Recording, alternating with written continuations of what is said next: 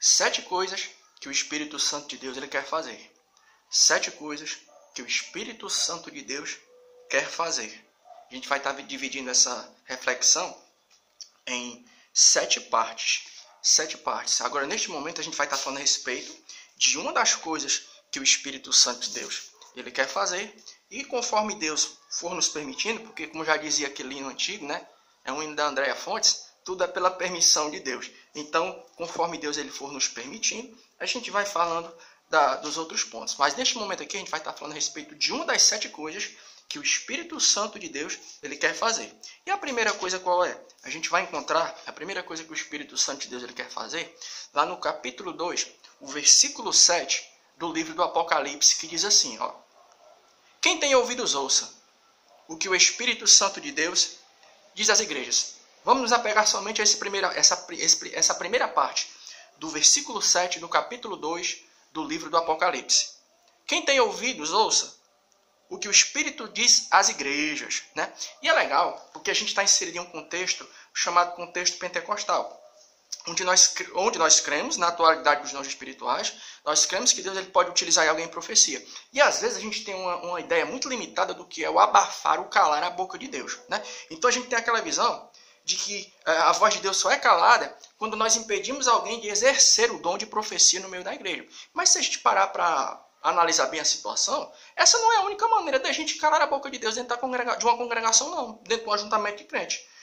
Isso acontece, isso pode acontecer, né? Por exemplo, nos meios, nas chamadas denominações históricas ou tradicionais, onde eles não creem na atualidade dos dons espirituais, isso acontece muito, né? Já dizia os nossos pioneiros, fundadores das Assembleias de Deus aqui no nosso país, Gunnar Wingren e Dan Berger, né? Que eles chegaram aqui em um contexto onde as pessoas não acreditavam na atualidade dos dons espirituais e por causa disso, os 2 missionários, eles praticamente foram expulsos, né? Das denominações que já existiam em nosso país e deram início o trabalho que originou as Assembleias de Deus aqui em nosso país, né? Mas a gente tem um conceito muito limitado do que é o calar a boca de Deus. A gente acha que a gente só está calando, vamos usar essa expressão, a boca de Deus, quando a gente impede alguém de exercer o dom de profecia no meio de uma congregação. Mas, quando a gente parar para fazer uma análise, existe outra maneira de nós calarmos a boca de Deus em uma denominação. Sabe quando é?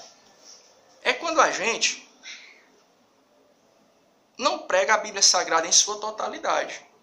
Quando nós barramos a ministração da palavra. Às vezes existem determinados locais, não é querendo fazer crítica não, porque quem somos nós, não estamos aqui para criticar ninguém.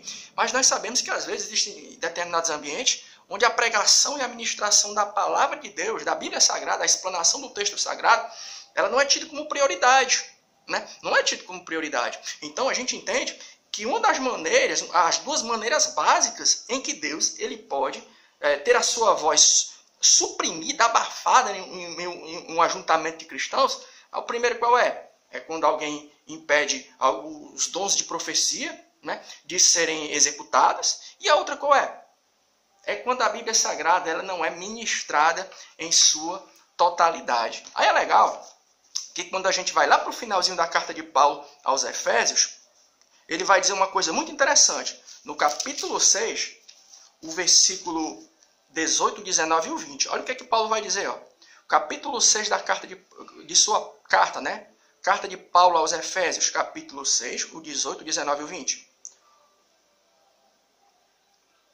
Orando em todo o tempo, com toda oração e súplica no Espírito, e vigiando nisso com toda perseverança e súplica, por todos os santos, e por mim, para que me seja dada no abrir da minha boca a palavra com confiança, para fazer notório o mistério do Evangelho, pelo qual sou embaixador em cadeias, para que possa falar dele livremente, como me convém falar. Então, o que estava acontecendo aqui? Paulo estava pedindo oração à igreja para quê?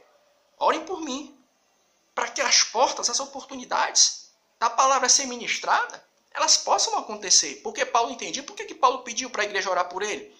No que era concernente o ministério da palavra? É porque Paulo entendia que existe uma batalha muito grande no mundo espiritual. Uma batalha no sentido de quê? De querer impedir os ministros e as ministras do Evangelho de explicarem, explanarem, trazerem a compreensão, a explicação, né, real daquilo que está na Bíblia Sagrada. Existe uma batalha espiritual muito grande por trás disso, né? Então a gente tem que ter sempre em mente que quando a palavra, ela não é, em ambientes onde a palavra, a Bíblia Sagrada, ela não é priorizada, é porque está acontecendo algum tipo de batalha espiritual naquele ambiente, que está querendo impedir o quê? Que as pessoas venham ter acesso ao conteúdo, à explicação, à explanação daquilo que está contido na Bíblia Sagrada. Então, esse aqui é a primeira parte dessa reflexão. 7 coisas que o Espírito Santo de Deus ele quer fazer. A primeira qual é? Ele quer falar.